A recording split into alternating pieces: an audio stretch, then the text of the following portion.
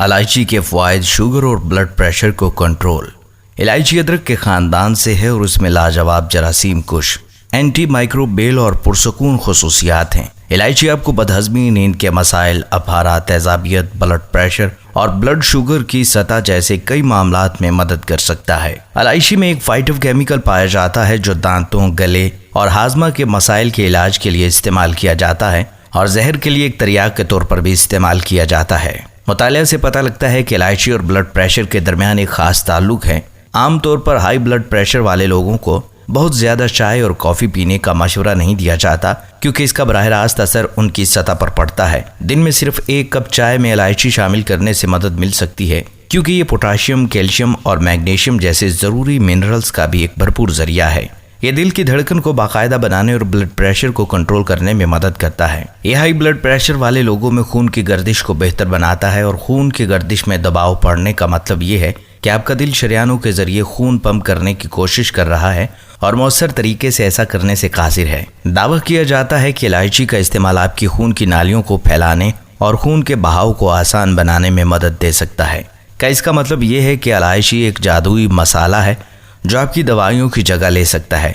नहीं, लेकिन ये आपकी हालत को बेहतर तरीके से संभालने में आपकी मदद कर सकता है। ये खून में शुगर की सतह को बेहतर बनाने में मदद दे सकती है।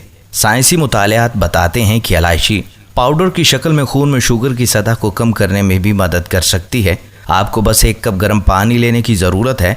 इसमें 2 से 3 पीसी हुई इलायची डालें। इसे 4 से 5 मिनट तक पकने दें। इसे खाने के 1 घंटा बाद पी लें।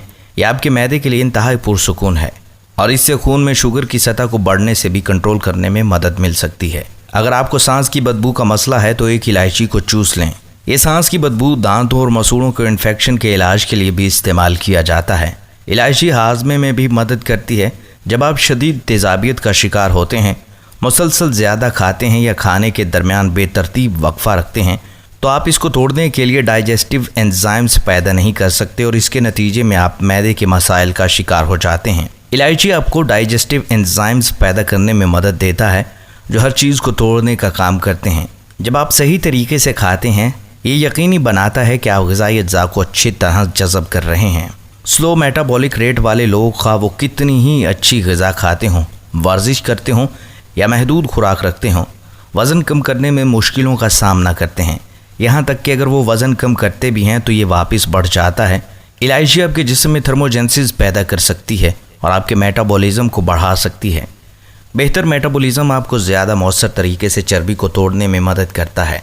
आपके मेटाबॉलिज्म को बेहतर बनाने के दीगर तरीक़ों में साफ़ और मतवाज़न खाना, पट्ठों की तामीर और गहरी मायारी नींद शामिल है। ख़ातिनों हज़रात, हम उम्मीद करते हैं कि आपको हमारी आज की वीडियो पसंद आई होगी।